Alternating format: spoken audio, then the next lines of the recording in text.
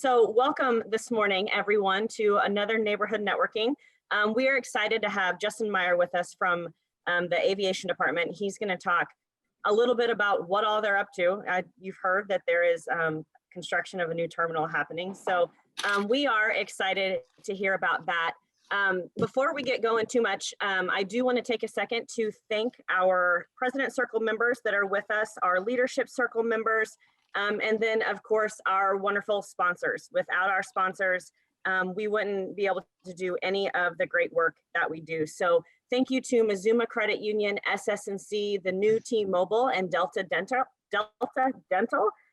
for your partnership, for your sponsorship, and everything that you do for the chamber. So I'm not going to talk too much this morning. Justin has a lot to talk about. I know that I'm sure you all have several questions for him. So Brandon, I'm going to kick it to you real quick. Anything that you want to talk about the rules and regulations of this morning, and then we can get going and hear from Justin. Yes, thanks, Katie. Thanks everyone for joining us. We have so many rules, so take out a pencil, start writing them down. We're pretty strict here. No, and Tim, to answer your question, 9:30 is perfect. That's about the time we'll be kind of wrapping up the Q&A and then heading right into networking. So the first part of this event is just going to be kind of talking with Justin. He's going to show some updates on the airport on the website as well. And then we'll have some time for Q&A from you also. If you want to drop some chats or some questions in the chat, we can kind of bring those to Justin as we get towards the end of that part. And then we'll head into networking. The networking part, I hope you guys can stay on for that. We'll do breakout rooms. We'll have probably 5-6 people in the room. And we'll prompt you with a question, probably where would you travel if you could head to the new terminal right now, things like that. Get the conversation going, introduce yourself, make some good connections there. But with that, let's kind of jump right in. Justin, I think we'd love to hear a little bit about you and then how you got involved maybe with the aviation department, things like that. And then we can just jump right into updates on the terminal. I think that's what people are excited about. So go ahead, Justin, and I'll stop sharing my screen here. Sure. Thanks, Brandon. And good morning, everybody. I'm Justin Meyer. I'm the Deputy Director with the Kansas City Aviation Department. We are a department, an enterprise fund of the city of Kansas City, Missouri. We are the owner and operator of Kansas City's 2 airports, Kansas City International Airport, or MCI, or KCI, whatever you want to call them, and the Charles B. Wheeler Downtown Airport, which is officially coded MKC. We're about 450 employees across the entire department, and I'm really proud to be part of that team. I've been back in Kansas City. I'm on my second tour of duty with the aviation department. I was with aviation as a manager of air service development, 2006 to 12. Took 2 years off, went to Tampa, Florida to help them at the Tampa International Airport get some international air service turned on. And then came back to Kansas City in 2014 because I believed that we could get a new terminal constructed, and I wanted to be part of that team that did that. Seemed like a really pretty important need, and wanted to have that kind of milestone, something that I'd be participating in. So it certainly wasn't an easy first couple of years, as it seemed everyone that was willing to talk about it was so vocally opposed to change, but really appreciative of the support that we've had from so many stakeholders in Kansas City that took the time to understand the need and understand that a terminal built in 1972, and in fact designed in a time before there was even such thing as airport security screening, constructed out of exposed aggregate concrete that has a limited lifespan,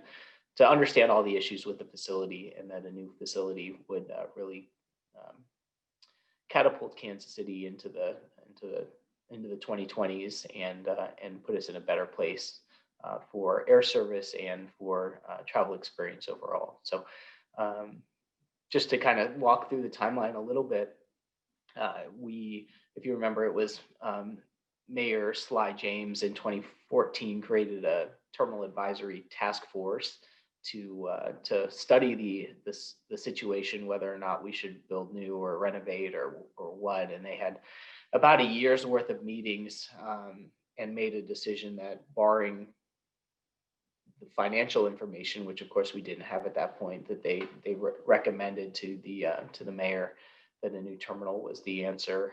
That was pretty controversial in 2015, I think. At the same time, the aviation department and our airline partners worked together to sign a new addendum to the use and lease agreement, or our contract for the airlines doing business in Kansas City, which was called Exhibit K, that really defined a process and that we would work through with our airlines to determine what they wanted and what they saw the future as, whether it was going to be a major renovation or a new terminal.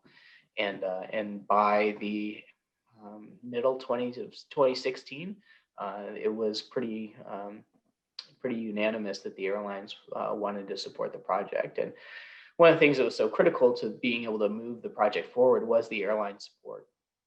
And I'm so pleased that even in 2020, and despite the massive downturn in travel and airlines cash burn rate in the multi-millions of dollars per day, that the airlines remain extremely supportive of the project we have underway in Kansas City. So that says a lot about the need and their understanding of the project and where we're going. So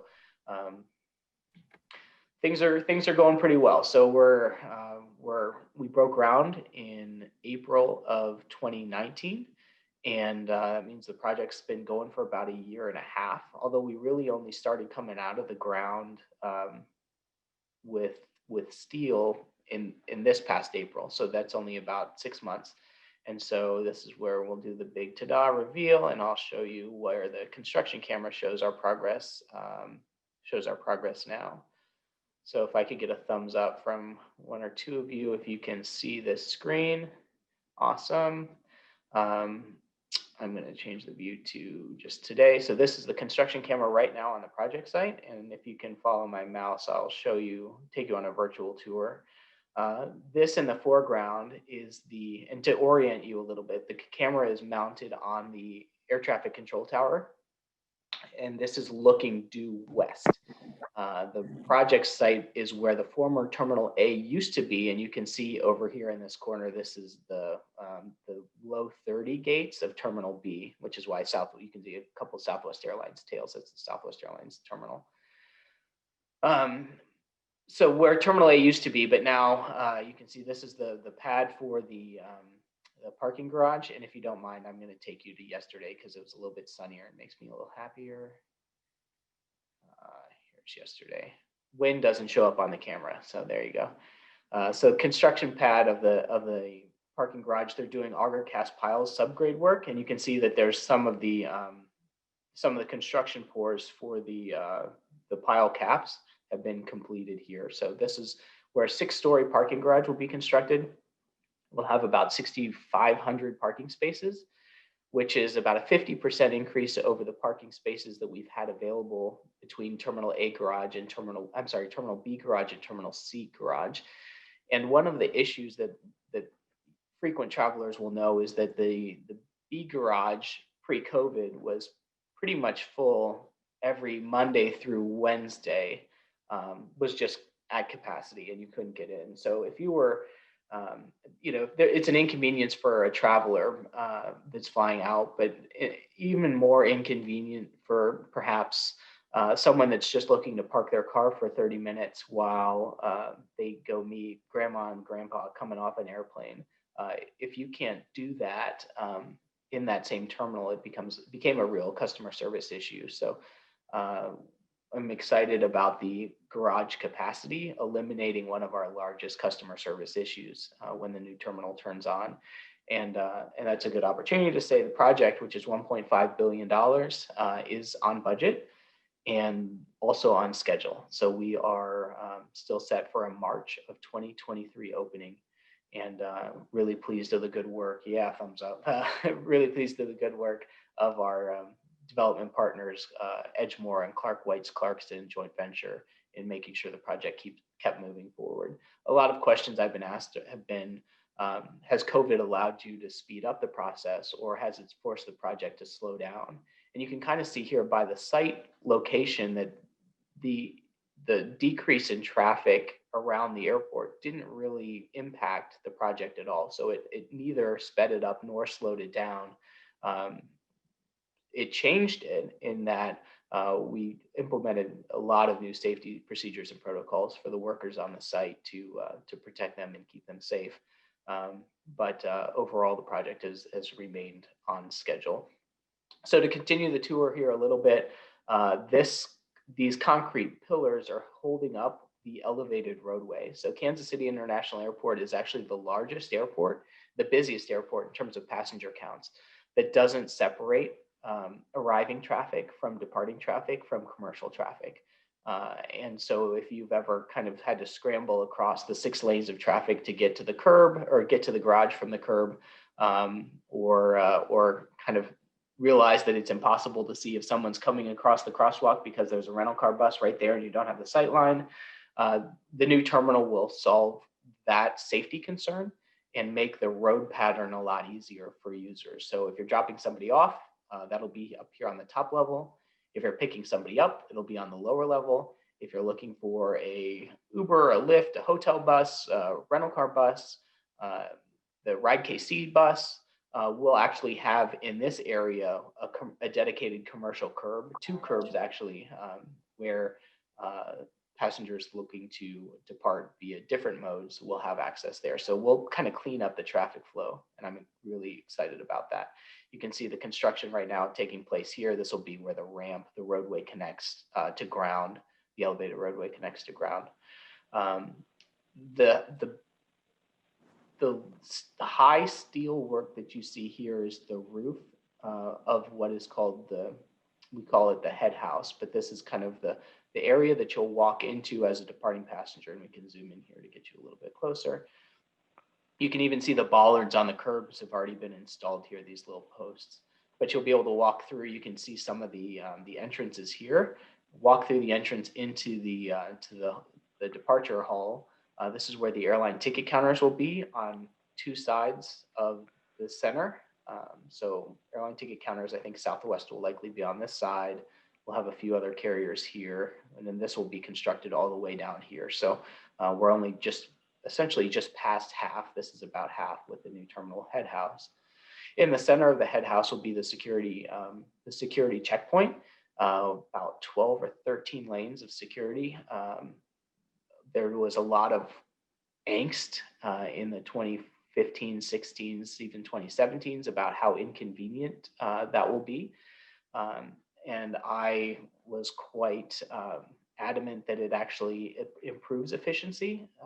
If you think about your neighborhood Lowe's or Home Depot, right, where you've got a couple checkouts over by the commercial area for heavy duty contractors, and you've got the primary checkouts in the main area, but then there's 4 lanes of checkouts or so in the garden area.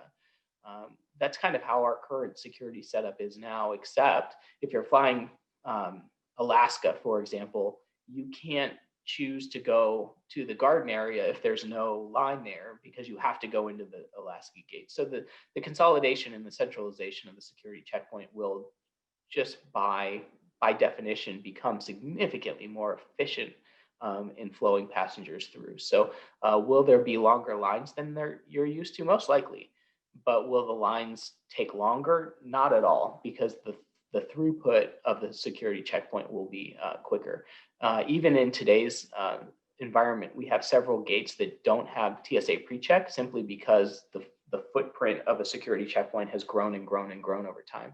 And we don't have space to put PreCheck there. So you may have paid for PreCheck, you may be planning to use PreCheck, but if you're flying a Delta flight out of gate 52, too bad, we just don't have it. So a lot of efficiencies will be gained, and I think the customers will benefit from that as well.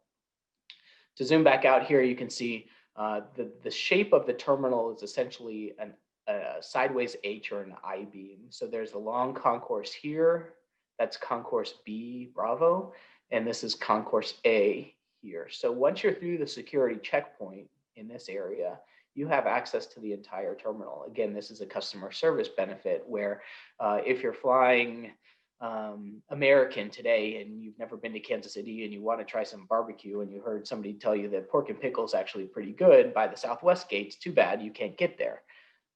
It's also in a different terminal. So in the new terminal, once you're past the security checkpoint, every amenity, every concession will be available to you, and we see that as a significant benefit to passengers as well. The A concourse is single-sided, meaning that aircraft will only park on the west side of that concourse, with the exception of down here on this end. There will be a couple of airplane gates on this side. But the B concourse is double loaded, meaning that aircraft will park on both sides, which makes it a lot more efficient use of square footage. And also creates the benefit if someone's flown through like Denver or just about any other airport that's got gates that are across the hallway from each other, you sometimes will benefit from the ability to spill over into another gate. So if the gate area is really crowded, but say a gate 16, the gate area is really crowded, but across the hall at 15, there's no departing flights and there's nobody there. You can sit at gate 15 and have eyes on the gate 16 door. We'll be able to have that efficiency as well. Connecting the two concourses is a connector above ground. It's on the same level. So unlike maybe Chicago or Detroit, where you have to go underground, down an escalator, down an elevator with all your bags, everything from being dropped off to the curb to the farthest away gate over here is at the same level. There's minor slope floors in a couple places, but when it comes to accessibility, extremely accessible for passengers of all abilities to be able to use the facility. The only vertical circulation on arrival will be coming off that connector out of the concourse, where there will be moving walkways, or travelators is the official word, down escalators or elevators onto the lower level of the head house, which is where the baggage claim will be. Underneath the connector is where the baggage makeup areas will be for the airlines. So when you think you check your bag and it somehow ends up on the departure or the carousel at your arrival destination, the sorting of that will take place directly below your feet as you're in the connector. On the B concourse, we've made some really good progress here. You can see there's a lot of the precast panels that have been hung. But just last Wednesday, we installed our first piece of curtain wall or glass that will enclose the concourse. And you can see how much progress has been made, as now there's glass all the way down here and even on the far side. So the precast is relatively new and the glass is brand new as that's all being installed. You can kind of see a little bit of elevation change here on the roof, as well as on the roof of the head house. And this is a clear story that we'll have bringing natural light into the facility in all areas. So we expect it to be, especially compared to the concrete facility that we're in now, a much better, more light and area experience, providing a lot more feeling of space for our travelers. We can talk just a little bit about some other things. We'll have restrooms throughout the facility. We'll have concession nodes in this. This is called the B node, or what we're calling the B node in this area, the A node past security. If you're familiar with maybe like a Dallas Love Field, you can kind of think about how you walk past the checkpoints. You get into that central area where there's food and dining and some concession space, as well as the same intermixed along the gates. And we see something kind of similar here with that space. We will be issuing our RFP for the concessions program near the end of this year. It is very much focused on making sure that we deliver the proper sense of place so that it feels like you're in Kansas City when you're in Kansas City International Airport, that it's not just a Subway and a Starbucks, but rather the true feeling of Kansas City. So that's a high priority for us going forward. And I think that might be it that I want to show you there, but this is kind of a cool little tool. It'd be even better if everything lined up, but I told Brandon earlier, I think a bird hit the camera or something because it's not quite lined up where it was. back when we started this project in April of 2019, but if we go back to that timeline, you can kind of see what the space looked like then versus where we are now. So there's the old Terminal A, and this is where we are with the progress. So really making good time, again, on schedule and on budget for that March of 2023. One other thing that I'll just point out is we're certainly trying to communicate as effectively as possible, not just hosting morning receptions like this, but we're also across just about every social channel except for TikTok and Snapchat. But you can find and follow the project as Build KCI on Twitter and Facebook and Instagram. And of course, our website is buildkci.com. We've got lots of information here that you can follow along. If you want to just stay in touch on what the latest updates are, you'll see a lot of things that I just talked about. Here's some of the steel installs on some of the lower level office space that's taking place. Oh, by the way, we just priced our last $400 million on the bond market and priced it at an unbelievable rate that will save the project millions of dollars over the forecast. So we're really pleased about that. That was just last week. Here's that first window that I mentioned that just began. That was a week ago. And I think, Brandon, you'll ask me a question about the artist, so we can reference this. But we're putting about 2 or 3 updates a week onto this page specifically. And this certainly isn't the only section of this website. But if you want to stay up to date, turn on notifications for us on Facebook or Twitter or whatever, or add this page to your bookmarks and check in every once in a while. And that's kind of the walkthrough. I think if you want to do some questions, Brandon, and then we can kind of open it up and I can reference different things, or however you want to go. I'll kind of let you moderate from here. Yeah. Well, the chat is kind of busy right now. So we've got 2 questions that came in. One from Tim. Tim, I know you have to leave. If you want to, you can just unmute yourself and ask. I think that would be great. Sure, thank you. Okay. Yeah, I'm wondering about the possibility that airlines are already talking about expanding service, and in particular, more nonstops to further away than we have with the current availability of gates. Sure. So as you remember, by our 2-year relationship with Icelandair, the existing facility hasn't prevented us from having international air service. It's certainly just not as ideal as could be. We are continuing to work with our airline partners. The short term is really not route development, but route restoration. We were at about 53 nonstops served before COVID, and we're at about 35 now. So there's still 20 markets that we don't have access to. Kansas City, Boston still doesn't have nonstop service. Kansas City, San Francisco, San Antonio, Austin. Some of those are starting to turn on.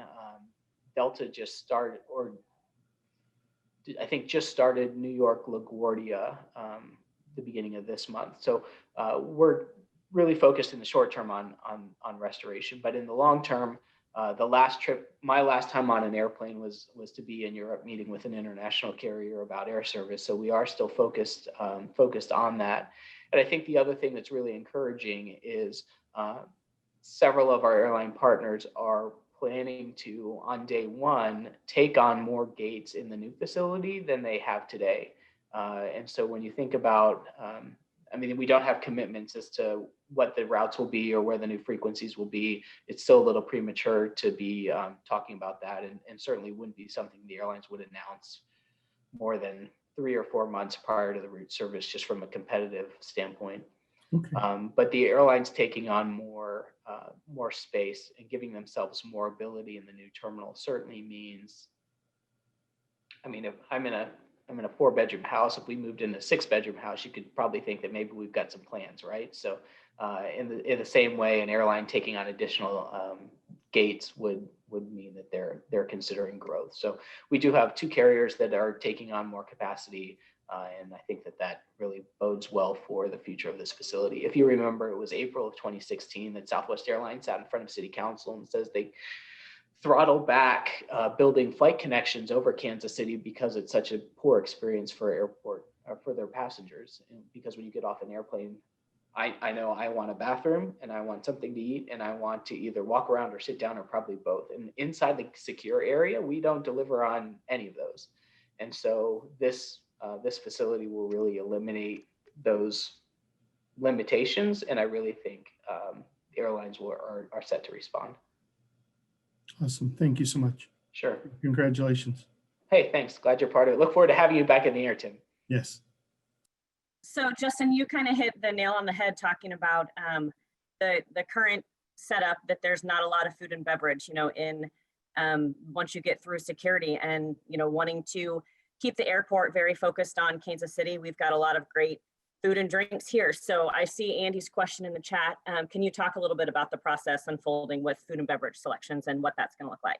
Sure. Again, there'll be an RFP issued by the end of this year, but we actually we've been pretty active for about a year now in the community, and I'm going to actually flip this over to flykci.com/concessions, because we have had this website turned on for a while now that really communicates all of the goals for the program right here, the schedule, some of the outreach that we've done, archive presentations that we've shared, and then key contacts. So if you are a Kansas City local business that says, I think my product would do well at the airport, how would that work? There's a really neat setup here where we are providing updates for national companies to connect with local companies, and also for local companies to connect with national companies, recognizing that what we're not going to do in our concession program is have 325 individual contracts. That's just too difficult to manage, and is really rare for airports to manage their concessions program that way. So typically what happens is an airport will contract with one or two or more large national companies who then manage the relationships with the local companies to make that work. So this is a really important part there. And if you would like to have your local company added to this list, or you could even click on here and just get the contact information of who's Stephen at HMS Hosts, which is the largest airport concessionaire in the country. You can just reach right out and say, hey, I think I might have something good for the Kansas City opportunity. So that's a piece of that website. So we encourage anybody that's got questions about concessions to perhaps check this link out, which is the community outreach presentation that talks about kind of what the goals are, what the objectives are, what the strategy is, and what we're looking to do. We did tell our developer that we need to make sure that we're have a legitimate venting exhaust system, so we can be actually cooking barbecue inside the terminal, not reheating it in microwaves. So that's in the scope, and I'm really excited about what that amenity could look like in the future, and what our airport could smell like in the future. Everybody's going to get on their flight and be like, they smell good. Yeah, right. That's great. Okay, so this question's not in the chat. It's my own question. I probably could have Googled, but I haven't. But I am very curious. If it's KCI, why is the airport code MCI? Love it. One of my favorite questions. So thanks for asking, and I'll try to be sensitive to time. So prior to 1972, the primary commercial service airport for Kansas City as a region was MKC, was Kansas City Airport. And the reason why it was never a K is actually Ks were saved in terms of coding by the US government entities to be used for radio stations. So identifiers that start with the letter K, think of KCUR or KMBZ, those are radio station signs. So in the lower 48, the 48 contiguous United States, there's not a single airport that starts with the letter K. A lot of people will say, well, Kona is KOA. Well, Kona's in Hawaii. So yeah, a little bit different there. MCI was Mid-Continent Airport and was built actually prior to becoming our international airport. TWA built the facility as well as the overhaul base, the big hangar setup that exists on the east side of the airport or the airfield. They were doing large maintenance at the facility, and so when following floods and kind of the advent of the jet age, when it wasn't necessarily safe to fly bigger jets into the downtown airport. We did have a memorable crash where I think it was a 707 slipped off the end of the runway. They had poor braking action and hit the berm. Thankfully, the berm was there, so the plane didn't go into the river. But that a lot of those kind of things were factors that led to the city realizing they needed a new airport or a different airport location where things could grow. In fact, TWA had ordered a whole bunch of supersonic jets, and this was the bond postcards that were mailed to support the new terminal said that we were going to be building the first from the ground up supersonic airport in the world. So congratulations, we have that. We've never had a supersonic departure aside from some military training operations. So, but it was mid-continent. In some of the initial bond materials, promotional materials that we still have archived to mention MCI, and it was MCI. It kind of became KCI, which is really similar to what happens in a lot of other markets. So Denver, of course, if you fly to Denver, your bag gets tagged to DEN, but the locals call it DIA. Orlando's the same. It's MCO is the official code, but OIA, Tampa, TPA, TIA. The worst one probably is the Orange County airport in California, whose website is like Fly OC Air. They call themselves JWA, John Wayne Airport, but their official code is SMA. So it's like, I don't know, whatever. To tease this group just a little bit, we are working on a rebranding effort for the aviation department as a whole, just because there's really lack of connectivity between the aviation department, the downtown airport, and the international airport. If we laid it all out in front of you, you would say none of this looks like it belongs together. So we're going to try to clean that up a little bit. But good news, we are neither going to tell you have to start calling it MCI or tell you're wrong if you call it KCI. So it's kind of whatever. Denver did something similar when they rebranded as well. They said, look, you're going to call us what you're going to call us. That's fine. But the way we refer to ourselves might change. Awesome. That's awesome. And I'm incredibly impressed that you can just rattle off so many random airport codes. That's really good. It's a disease, Katie. Love it. A good disease to have. I think it's great. And well, I think we have, let's see, one more question in the chat. Maybe about 9:40, we'll jump into networking events, but this comes from Diane. Will any airlines be planning lounges in the new terminal facility? Yeah, so COVID really kind of messed that up for us. We had one carrier that was ready to sign a contract for an airline-specific lounge, and then they pumped the brakes really hard on that. We still have the space identified. We are most likely to finish that out ourselves. It kind of depends on how the concessions response comes together, as we're going to name that as a space on the concessions package that would be airline lounge space. That there are some third-party lounges that maybe some of you are familiar with, like a Centurions or Wings or others, kind of common use lounges where anybody could pay, $25, $50 a day, whatever the going rate is, to have access to a different kind of pre-flight experience, right? So we will likely have that as a common use space, and we actually have two areas where we could do something like that. But at this point, it doesn't look like it will be an airline-specific lounge, much to my dismay. Fair. Thanks for that. And we'll call it 9:40. We can talk for probably 2 more hours, I think, about this. I find it fascinating, and I know our members do. And I can say that I'm excited for this and loving travel. I'm ready for a new airport for sure. And Terminal, so not a new airport. Sorry, terminal.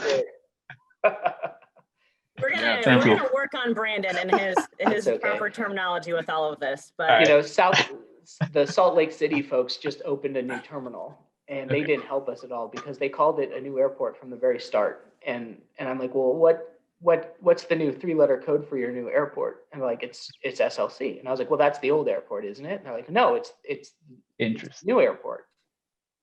What? It's good to know. See, learning curves here. I don't It's know all right. the terminology there. But I do appreciate that. So when I'm Sure. talking to members, I can brag about the new terminal coming into Kansas Bingo. City.